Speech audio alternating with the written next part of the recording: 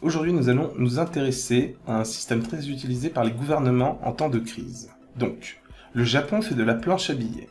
Mais avant d'aller plus loin, voyons ensemble de quoi s'agit-il. Alors tout d'abord, une économie a besoin, pour bien fonctionner, d'un certain nombre de pièces et de billets pour permettre les échanges. Plus il y a de production de biens et de services, plus il y a besoin de billets pour les acheter. Mais lorsque la production diminue, il y a moins besoin de trésorerie. Mais lors d'une crise, comme celle que l'on vit en ce moment, un État, en l'occurrence dans notre cas, le Japon, est tenté de ne plus respecter ce principe. C'est alors qu'il demande à la banque centrale du pays d'imprimer plus de billets que ce dont l'économie a besoin. Le but est de stimuler la consommation, l'investissement et donc par conséquent la croissance. Voici le terme de planche à billets. Le problème, c'est que cet argent est censé repartir sous forme d'emprunt pour les ménages et les entreprises. Cependant, au vu de la conjoncture actuelle, les ménages se jugent souvent trop endettés. Les entreprises, quant à elles, au vu de la situation trop instable, ne veulent pas forcément contracter de prêts. Par conséquent, comme vu au Japon en 2013, cette injection d'argent a pour effet de faire monter les bourses, mais comme vu par le passé, les 3/4 de la population estiment ne pas en avoir bénéficié. Selon les analystes financiers, ce n'est pas la monnaie qui crée la richesse, mais bien la production de produits et de services réels.